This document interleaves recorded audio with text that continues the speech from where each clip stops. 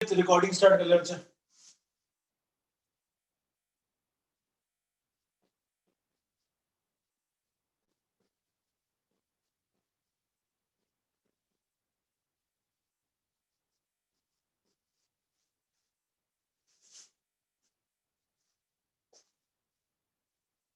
Distance between to skew lines.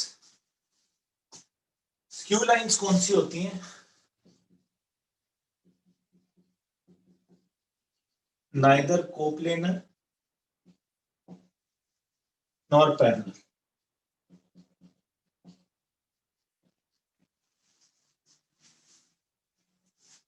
जो same plane में नहीं होती और पैरेलल नहीं होती, उनके बीच में डिस्टेंस। भैया मतलब अब ये एक प्लेन है, ये एक लाइन चलेगी, ये मेरे पास यहां पे दूसरी लाइन है। यार ये कौन से प्लेन में लाइन है? X y plane. ये कौन से प्लेन में लाइन है? Y z plane. दोनों का प्लेन ही अलग अलग हो गया, यस और नो? इनके बीच में अब डिस्टेंस क्या होगा? इनके बीच में डिस्टेंस क्या होगा? स्क्यू लाइन समझ आ गई? एक अलग अलग प्लेन्स के अंदर दो लाइनें हैं, उनके बीच का डिस्टेंस क्या नहीं होगा? तो भैया लेट लाइंस बी, हमें दो लाइनें गिवन है। Line 1 R vector is equal to a1 vector plus lambda times b1 vector, और line 2 R vector is equal to a2 vector.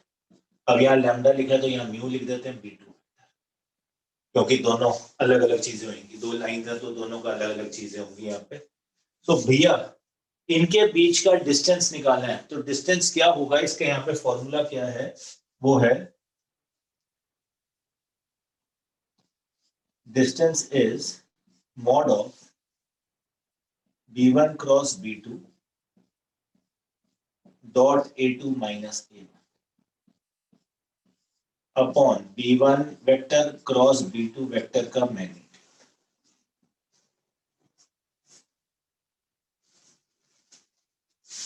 ये हमारा फॉर्मूला है।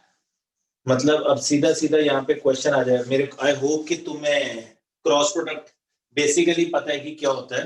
तो बेसिक अगर क्वेश्चन आ जाए मेरे पास यहाँ पे example, R vector is i plus j plus lambda times 2i minus j plus 3k plus k, and R vector is equal to 2i plus j minus के।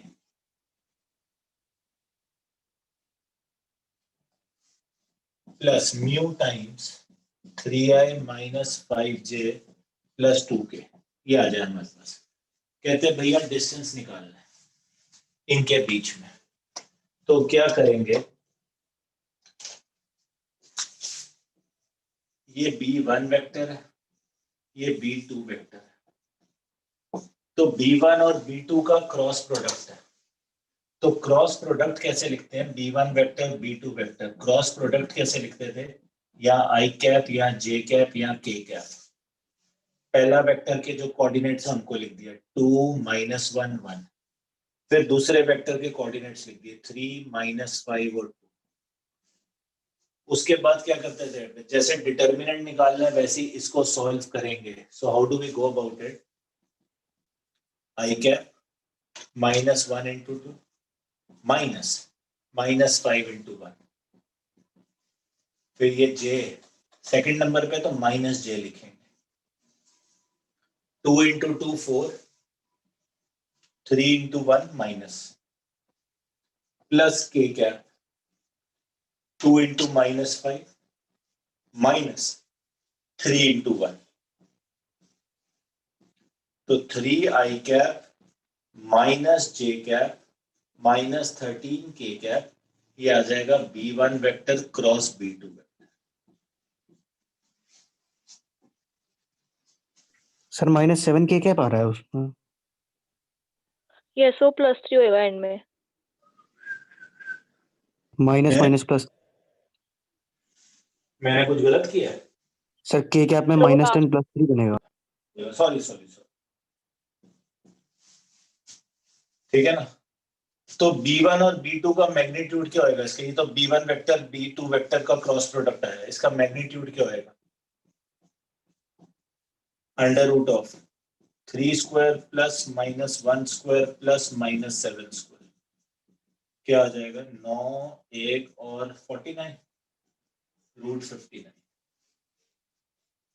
अब डिस्टेंस का ये फॉर्मूला है, so this is basically 3i cap minus j cap minus 7k cap dot product a2 minus a1 के साथ। a2 minus a1 करोगे तो 2i minus I is i cap, j minus j कितना हो गया?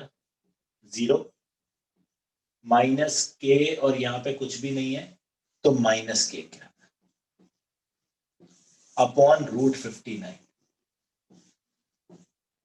तो i और i होगा तो वो 3 आ गया, माइनस j इंटू 0 0 रह गया, minus 7 into minus 1 plus 7 root 59। तो ये पॉजिटिव ही है, 10 अपॉन रूट 59 ये मेरा क्या होगा? आंसर।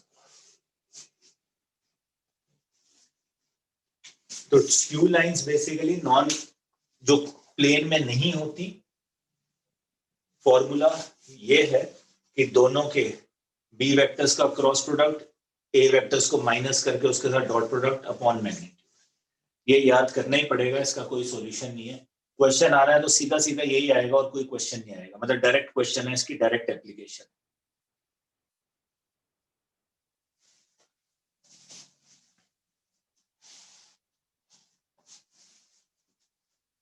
इसको नोट करना है, कैसे करना है फटाफट करो, फिर उसके बाद आगे चले पैरेलल लाइंस का देखें।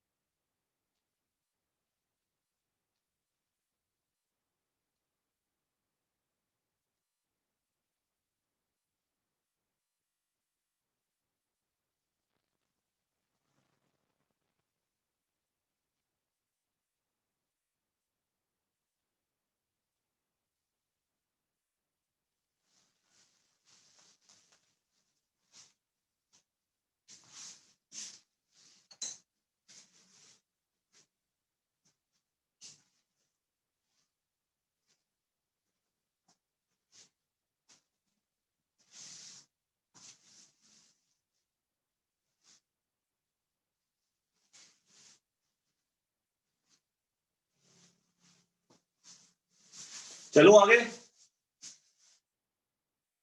Yes sir.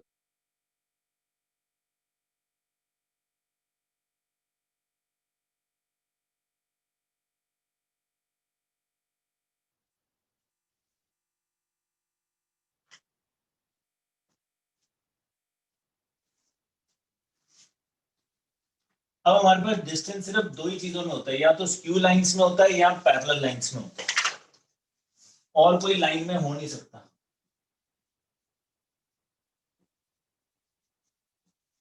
क्यों?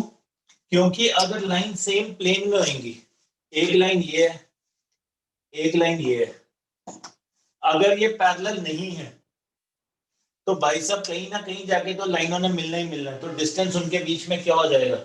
0 हो जाएगा।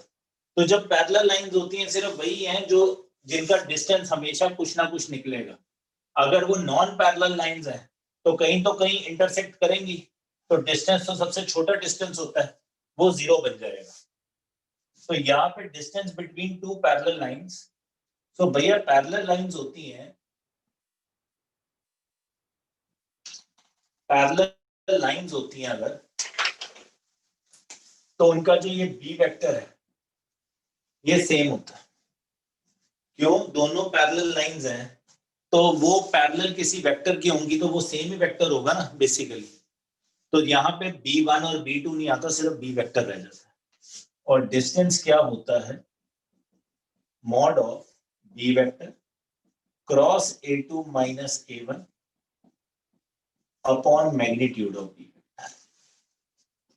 ये डिस्टेंस फॉर्मूला है। Oh sorry, distance between two parallel lines है। तो फटाफट से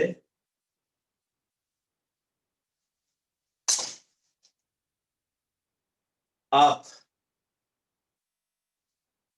क्वेश्चन नंबर 14 और क्वेश्चन नंबर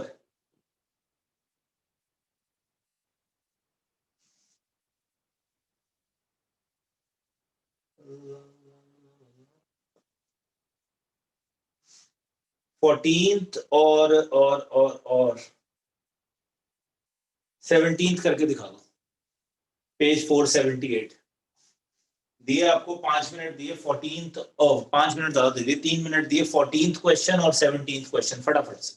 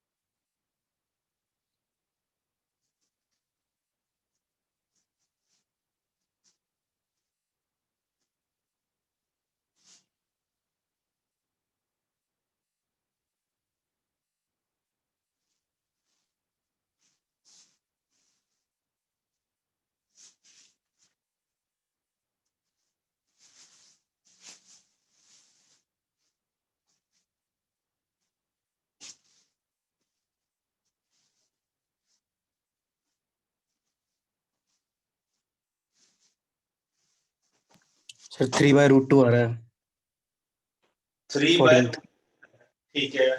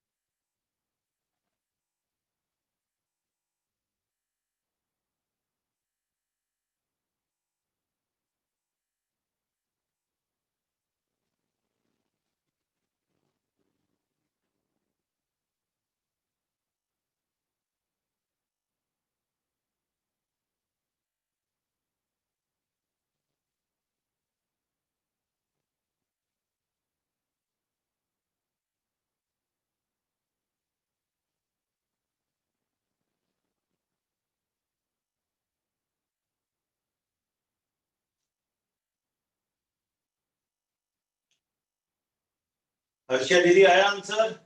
सर 8/√29 आ रहा है 17th आ गया। दूसरे का क्या आ रहा है? 8/√29। बिल्कुल सही।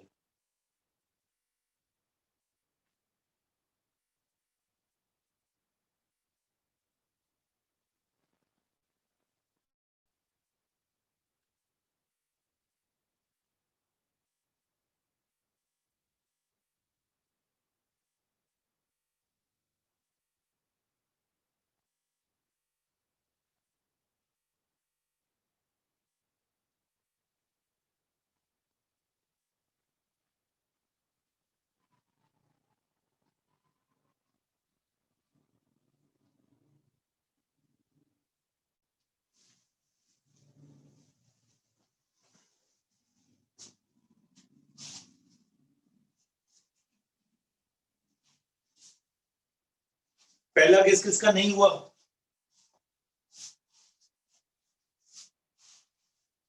3/√2 आ रहा है बच्चे। हाँ जी सर मेरा सर मेरा ओके सर मेरा 14th question B1 cross B2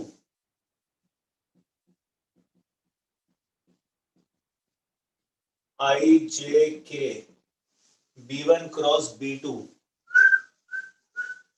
1 -1 और 1 ही है, नीचे है 2 1 2, तो ये आएगा I cap -2 -1 -J cap 2 -2 plus K cap 1 + 2 -3 I cap 0 J cap plus 3 K cap. मेरे को बता देना भाई अगर मैंने कहीं गलत किया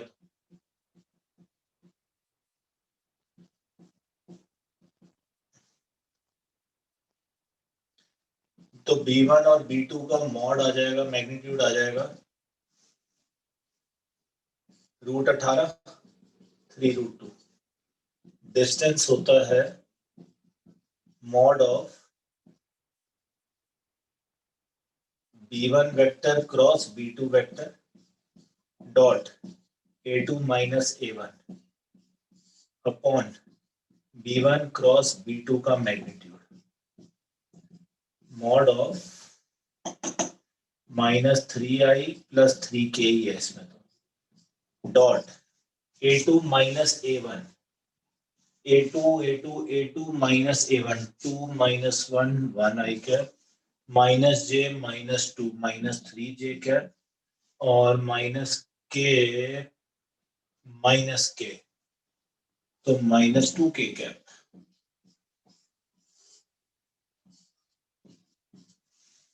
-3 -6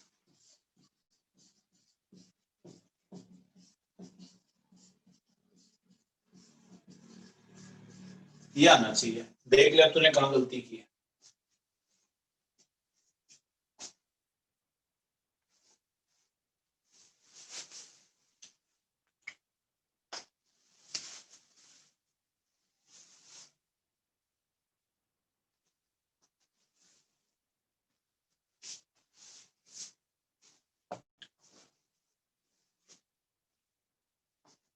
श्रेया मिली गलती?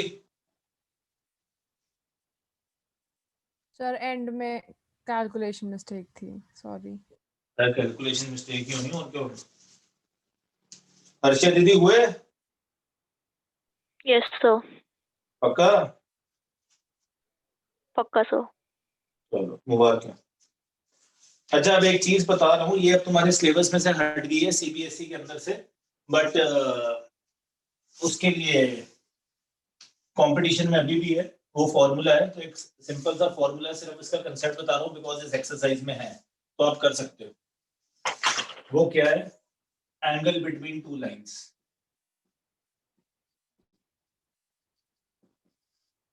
अब लाइन L1 अगर है हमारे पास R vector is equal to A1 vector plus lambda times B1 vector, और लाइन 2 है R vector A2 vector plus mu times B2 vector. तो angle between two lines is basically what? ये vectors के बीच का एंगल। हम सिर्फ इन दो वेक्टर्स के बीच में हम एंगल निकाल देते हैं और वही हमारा आंसर होता है, और कुछ भी नहीं। क्यों? क्योंकि ये दोनों वेक्टर्स बेसिकली क्या थे? इस लाइन के पैरेलल थे, लाइन L1 और लाइन L2 के। तो जो लाइंस के बीच में एंगल बनेगा वही तो इनके पैरेलल वेक्टर्स के बीच में भी बनेगा। तो ये बहुत इजी हो जाता है हमारे लिए कैलकुलेट करना। तो all we need to do is, अब B1 वेक्टर क्या था, इसको हम लिख सकते हैं A1 I cap B1 J cap C1 K cap, और इसको A2 I cap B2 J cap C2 K cap. तो cos theta is basically mod of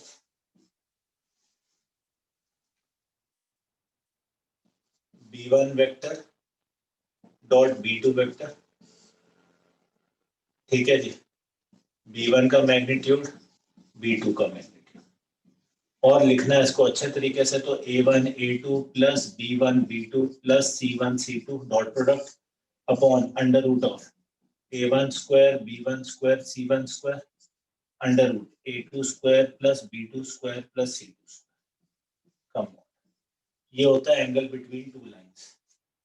अब अगर दो लाइंस परपेंडिकुलर हो जाएं, लाइंस आर परपेंडिकुलर, तो भैया cos 90 जीरो हो जाता है, तो that means A1 A2 plus B1 B2 plus C1 C2 zero हो जाता है। और लाइंस अगर पैरेलल हो तो A1 bye A2 B1 bye B2 C1 bye C2 ये आपस में इक्वल हो जाते हैं। ये बेसिक कंसेप्ट है सिर्फ जो हम यूज करते हैं। तो एक क्वेश्चन भी देख लेते हैं फटाफट से आप, क्योंकि पता होना चाहिए, बस एक बेसिक सी चीज है और कुछ नहीं है,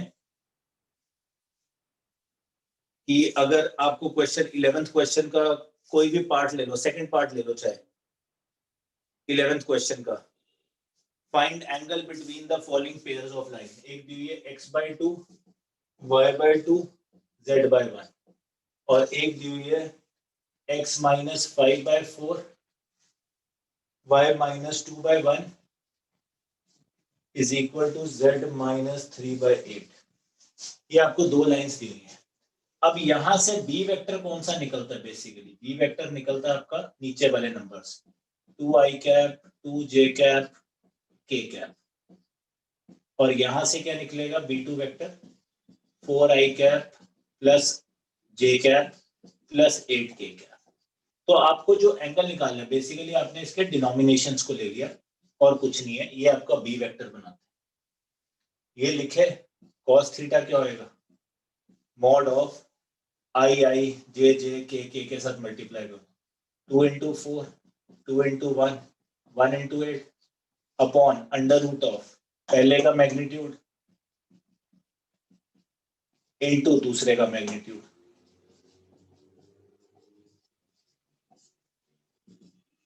8 8 16 16 2 18 9 3 ये कितना हो गया? 81 81 किसका होता है? 9 का।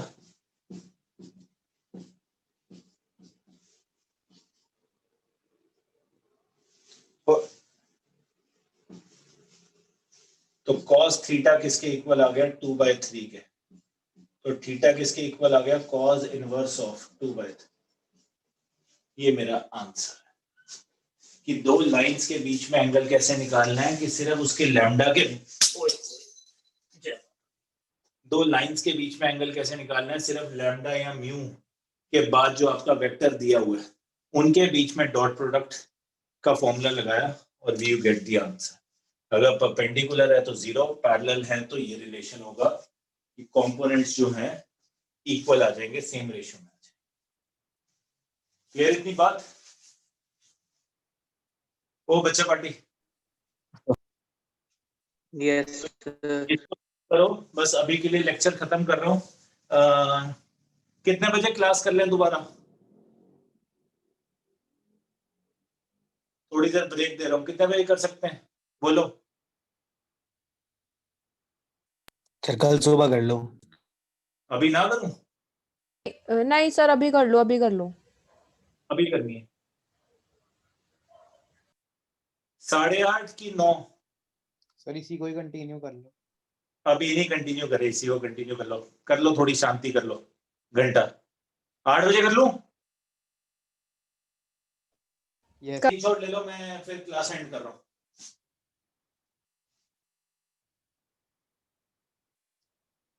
आई होप डन है।